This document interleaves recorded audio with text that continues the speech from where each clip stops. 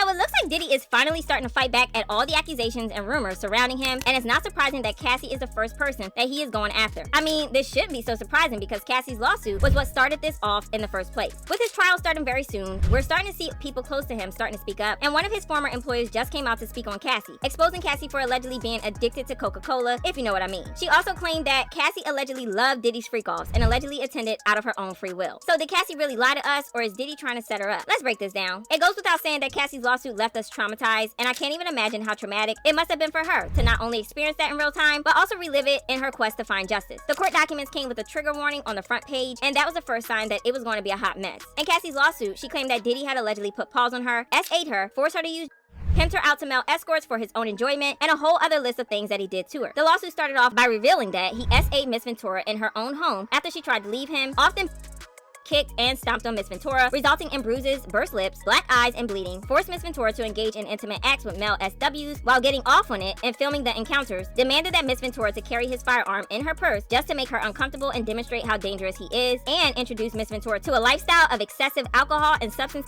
and required her to procure illicit prescriptions to satisfy his own addiction. She also provided specific examples of times he allegedly put his hands on her. One instance was when she and Diddy went to a club and Cassie struck up a conversation with a music manager there. It wasn't as if she was trying to sign with the guy or anything, but Diddy got so furious that once they left the club, Mr. Combs Miss Ventura, pushing her into a corner of the vehicle and stomping on her face. When the car arrived at Mr. Combs' residence, Miss Ventura attempted to run away, but Mr. Combs followed her and proceeded to again kick her in the face. Miss Ventura was bleeding profusely and was ushered into Mr. Combs' home, where she began to throw up from the violent incident. His beatings often left her with bruises, and he was so desperate to hide this that he did all he could to hide it. The court documents said, over the next decade, multiple times each year, Mr. Combs would Miss Ventura, leaving on her body. After every instance in which he Miss Ventura, Mr. Combs used his money and power to orchestrate extensive efforts to hide the evidence of his, including by hiding Miss Ventura in hotels for days at a time to let her heal. Oh, and let's not even get into the reports on how he allegedly used to SA and pimp her out. In the lawsuit, Cassie wrote, the first time, Mr. Combs hired a man and brought the man to his home in Los Angeles. The man, Mr. Combs, and Miss Ventura wore masquerade masks and ingested.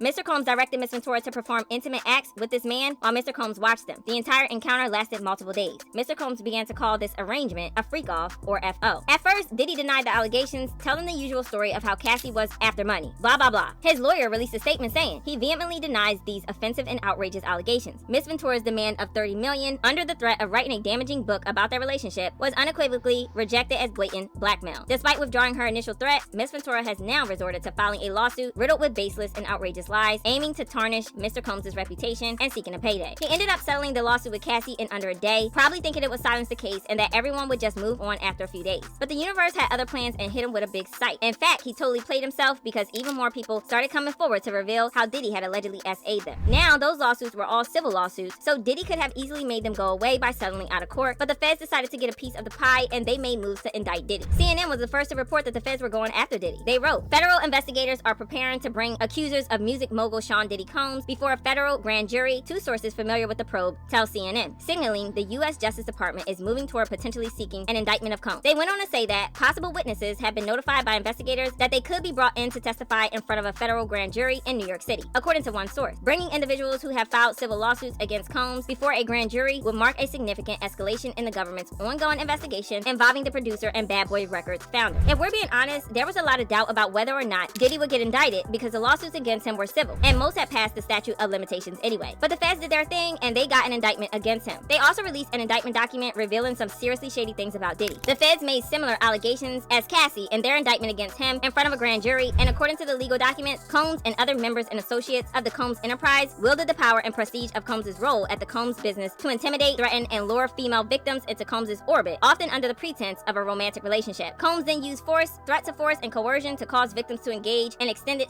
acts with male commercial workers that Combs referred to as, among other things, freak-offs. It continued. Freak-offs occur regularly, sometimes lasted multiple days, and often involve multiple commercial workers. During freak-offs, Combs distributed a variety of controlled substances to victims, in part to keep the victims obedient and compliant. Sometimes, unbeknownst to the victims, Combs kept videos he filmed of victims engaging in acts with commercial workers. After freak-offs, Combs and the victims typically received IV fluids to recover from the physical exertion you. Not long after this, a video leaked of Diddy putting paws on Cassie in a hotel lobby, and it was worse than we could have imagined. But even with this, Diddy's lawyers were extremely confident that he was going to beat the charges until he got denied for bail twice. He even offered up $50 million, his and his mom's houses, his passport, and those of his kids, but the court still denied him. And that was when they knew that the feds meant business. Well, it looks like they're finally starting to do some damage control, because we're now seeing people come out and try to whitewash his image, like this person who had the audacity to claim that Cassie loved the freak-offs and everything else that Diddy did to her. Sean has always been somebody that I wanted to be like.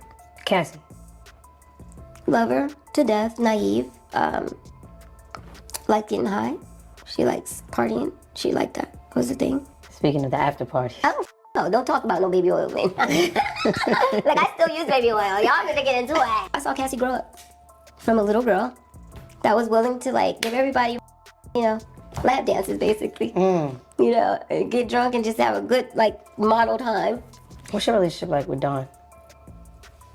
I don't Dawn like that.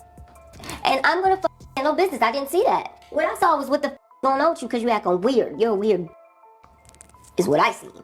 And it's a list of niggas where y'all at. Talk about it. Dawn's a weird man. But y'all call me to tell the truth. I'm finna tell the truth. Just go with it. Just go with it. We don't have to think about nothing. Just go with it. Oh, just go with it. Just go with it. Child, the BS is strong with this one, so this woman really expects us to believe that Cassie really loved being forced to use substances, treated like she wasn't a human being, pimped out to male S-workers, recorded without her consent, and all of that. Yeah, it doesn't exactly seem like a consensual situation to me, but then we already know that Diddy was surrounded by a bunch of yes men who protect him, so I guess we shouldn't be surprised. Well, this is what fans had to say. Pick me a lady. Cassie being young and having a fun time doesn't equate to Diddy her in that hallway or the other things he's been accused of doing. And now, Kalina, I liked you, but them checks ain't that cute to jeopardize your integrity, girl.